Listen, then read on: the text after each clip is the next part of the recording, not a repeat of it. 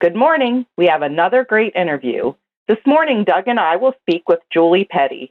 Julie and her son Logan joined us at the 2019 People First Conference. You may remember we had a great time.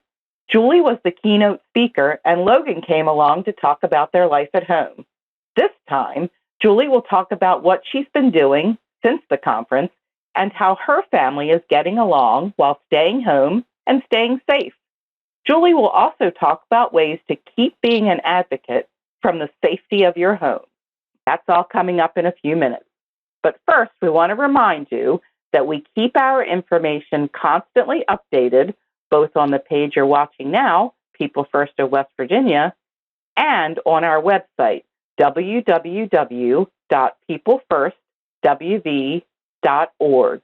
That's right, Liz. The information changes daily and sometimes hourly, whether it is from the federal government or Governor Jim Justice or the local health department. We keep a list of links to all of the most updated information straight from the source, so you don't have to rely on what someone heard. You will get the right information from the CDC, Social Security, IRS, West Virginia Department of Education, State Health Department, etc.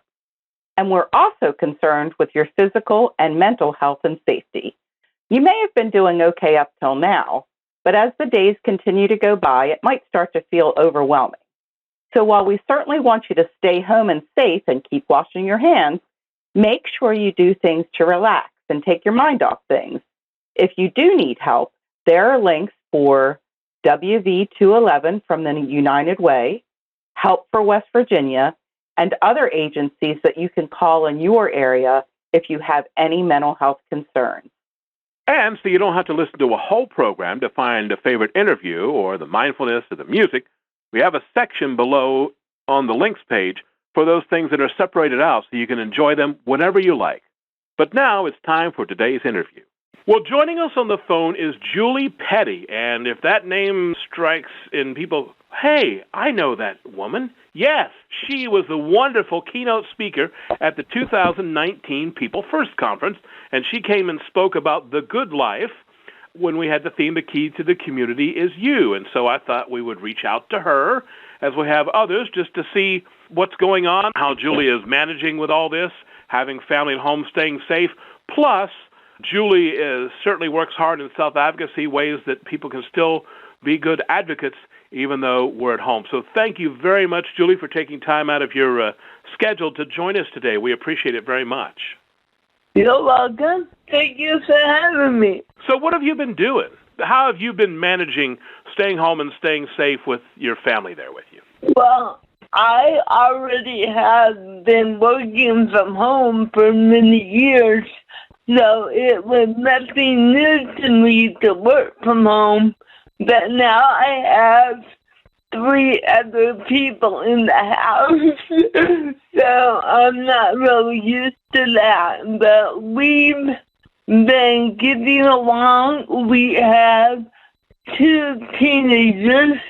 I know some of you met Logan, but he has a younger brother, and so they have a schedule when they have to get up, when they have to do their homework, and we just been going outside when the weather is nice and just trying to stay positive during this hard time.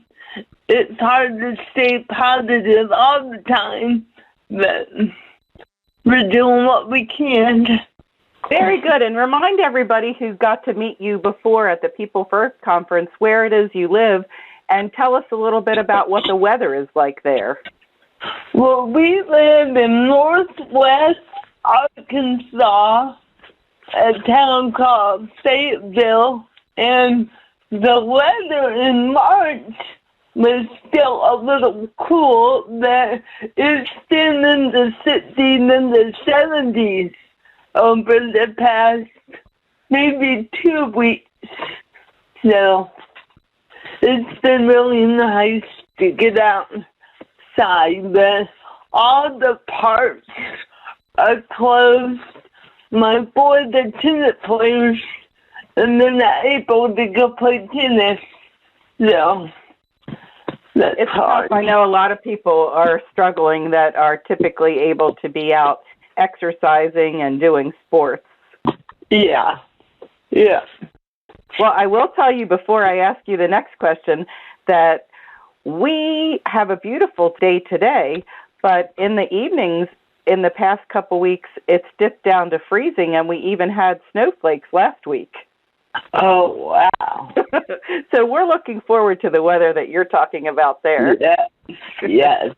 So I wonder if you could tell us a little bit about some of the advocacy work that you've been doing since you joined us at the People First Conference.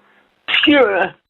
So I work for the University Center on Disability here in Arkansas, and the name of it is Partners for Inclusive Communities.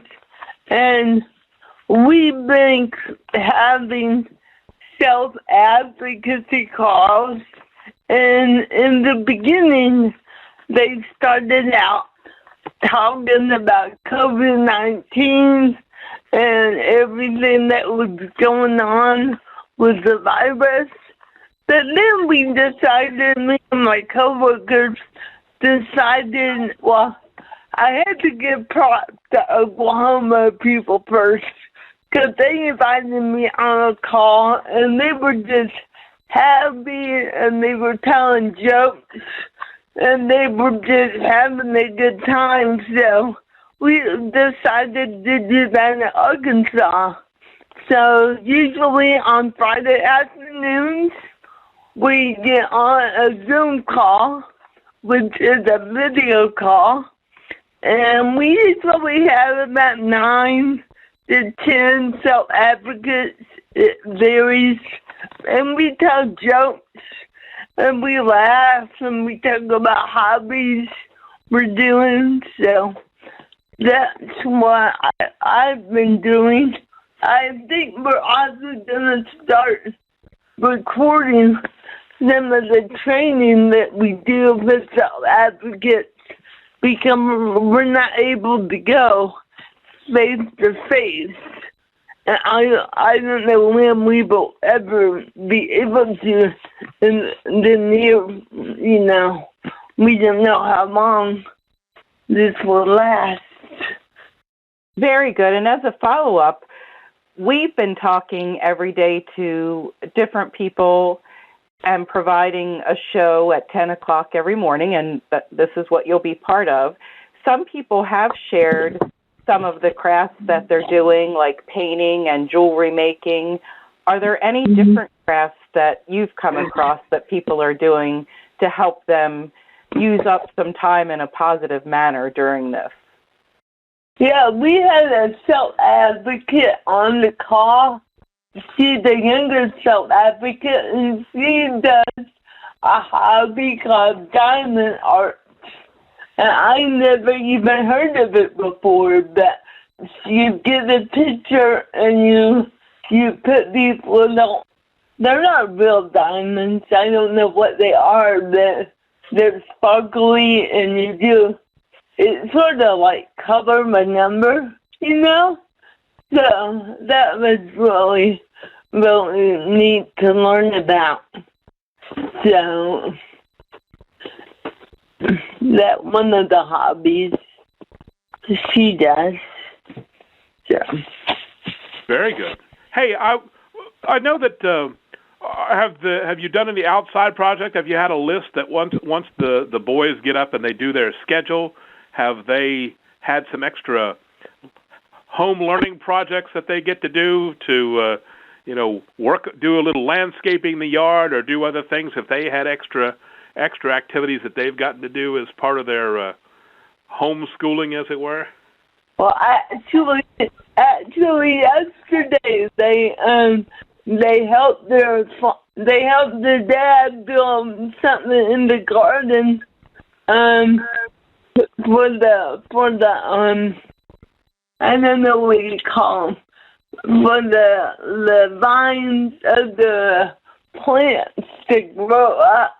So yes, they've been working in the garden. Logan especially likes to in the garden. His little brother, not so much. But they've been mowing the yard, and a neighbor even got in to mow her yard for him. And they were happy because they got paid for that job. Well, I know one of the things that people have said is that, well, when we get back to normal, and while we typically don't use that word in talking with people with disabilities and without, they mean a regular way of life of going to work and going out and meeting places. And other people have said they're not so sure that's the best thing because a lot of people have made relationships stronger or called people they haven't called in a long time and have done and made these get-togethers. So what's your thought about a modified getting back to the way we used to live so that maybe we be a little more inclusive? I know that's something you've worked at throughout your career at the University of Arkansas and actually throughout your life. What kind of positives can we pull out of us all being at home and staying safe and using technology to communicate and check on people? Well, that's a good point. You know, even before the virus, people with disabilities feel really isolated sometimes.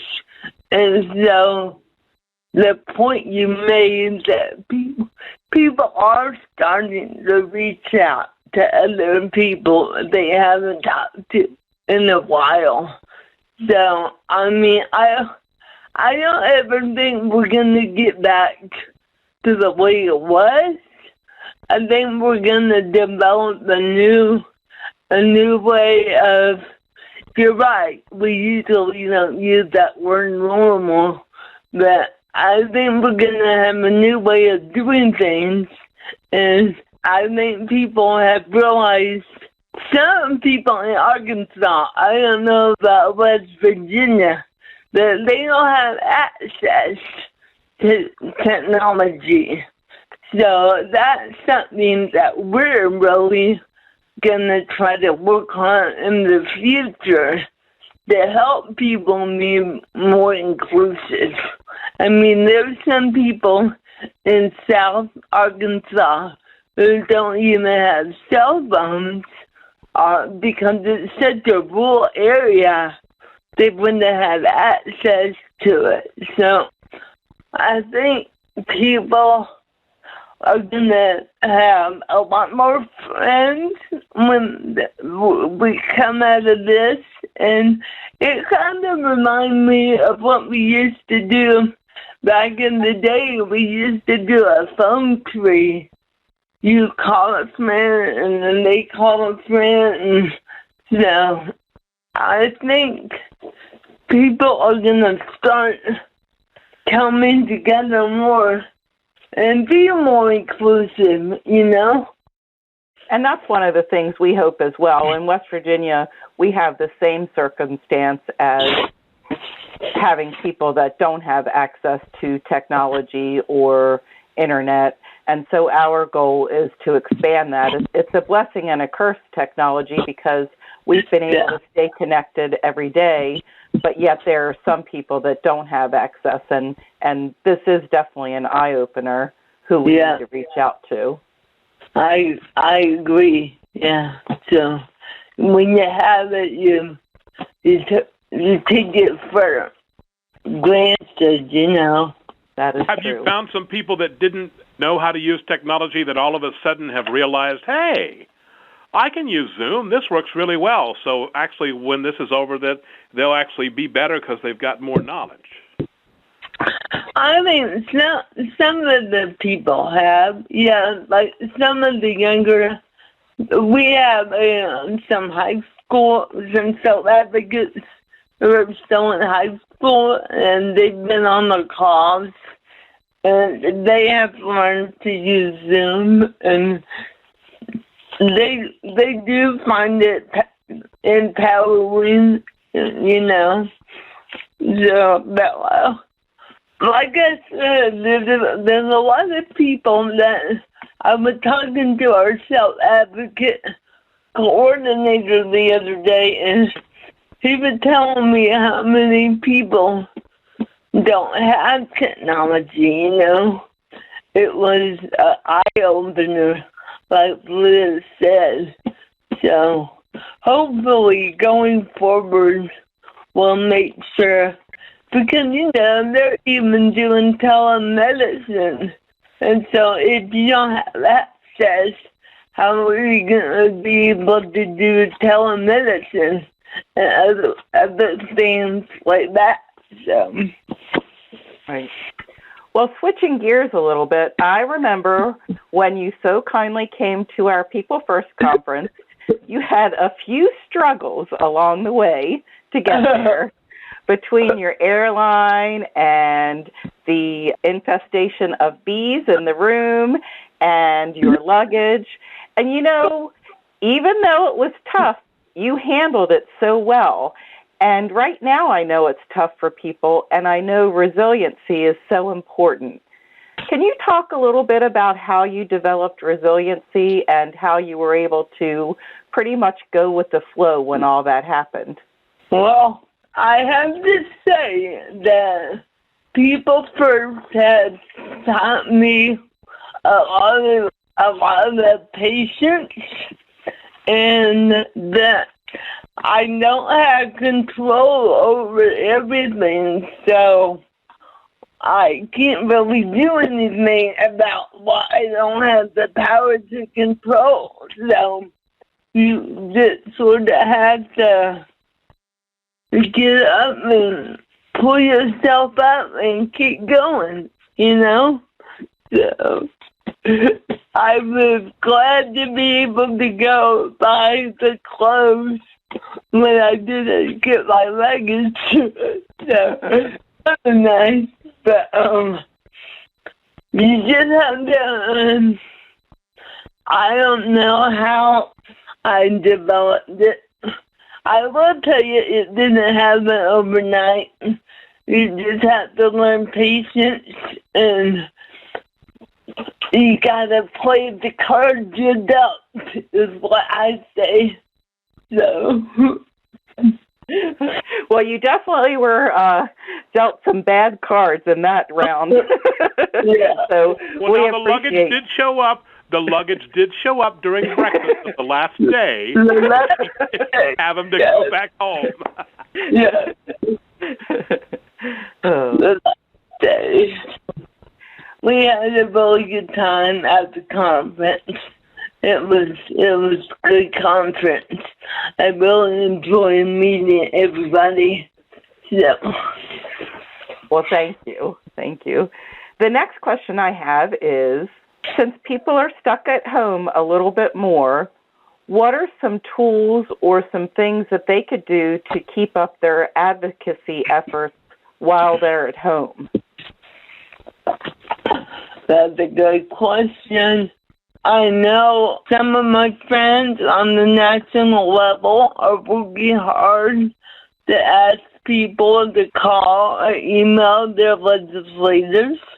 So your legislator is only a phone call away, and they really need to hear from you. They really need to hear from people with disabilities during the time of crisis and the pandemic. And so that one thing they could do, they could call their state or national legislator. They could also send them an email. So if you do see people who don't have access to technology, I think it would be a great time for some of your statewide organizations to come together and talk about what you're going to do to help self-advocates get access. So those are just a few ideas. Working with the university, how is the university managing that? Have you got any feedback as to how, I know that you are not just a daily instructor, you do some project management and things like that. How are the students in the school managing the staying at home and not being able to go out and have in-person classes and things. As a project trainer, how's that affecting the work aspect of what you do? Like you said earlier, I don't work on campus every day. The campus has been closed for right now to the faculty and the students. The students are doing online, doing the rest of their semester online. I do know that only essential personnel are going to the campus. So the way it has affected me, though, I go out into the community and do training with people with disabilities and their staff members, and I've had to cancel. I had to cancel all of my training in April. So, and that's why we are discussing putting some of our training online. So you guys would probably even have access to it if we put it online. So, but yeah, I'm not able to have that one-on-one interaction with self-advocates. So that's the major way I have been affected by all of those. Well, the last question that we have, and I think Doug may have talked to you about this, we ask everyone. Each of us is doing something different to de-stress because this is somewhat of a stressful time, or some people can feel stressed out.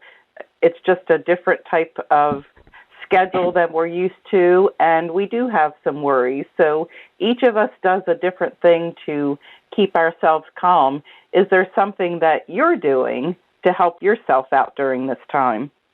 Yes, and it's totally new for me, and it's totally exciting. I started doing yoga, and you can go on, well, if you have access, you can go on YouTube, and you can get little yoga instructions. So I've been really excited. I try to do yoga every day. Maybe sometimes I take a break on the weekends, but I can tell it's really been helping with my balance. And I had a birthday in April, and so my sister got me a new yoga mat. So I'm really excited about yoga. That's wonderful. We actually have encouraged people to do yoga as well, and we were fortunate enough to have some people share yoga with us on this program. It is a great way to relax. Yeah, that's good. And, I do like the sun. I like to get outside. Yesterday was a beautiful day. It was 75 degrees. So I spent a lot of time outside yesterday doing my work outside, so that was nice.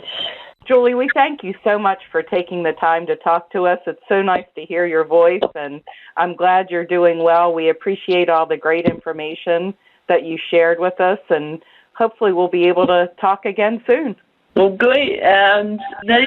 We're all in this together. So you got to be safe and be healthy, okay? Thank you, Julie. Thank you. Julie Petty is our speaker today. Currently works as a project trainer for the University of Arkansas Partners for Inclusive Communities. She's done lots of self-advocacy over the years and has been to the White House, had several invitations, including the celebration of the 20th anniversary of the Americans with Disabilities Act and other things. And so we just appreciate, one, we still have people talk about how wonderful she was as a keynote speaker. And obviously, as we can hear, she's still working hard every day and encouraging everyone else to continue to advocate to live a better life and be more independent. Thank you very much, Julie, and we appreciate it. That was a lot of great information, and we want to keep providing you interviews that are helpful. If you have an idea for someone we can talk to, just let us know. And if you are doing something fun like gardening or making crafts or painting or even baking, send us pictures. We'd love to see them and share them with everyone. And if it's something that you think others might like, share the recipe with us. We can share it with everyone that everyone can bake, because I know lots of people have been trying out new things while they're all at home. Looking ahead to tomorrow, we're going to share with you some of the great mental health stress relievers that we've shared with you over the past 6 weeks. Thanks for joining us again today. Talk to you tomorrow.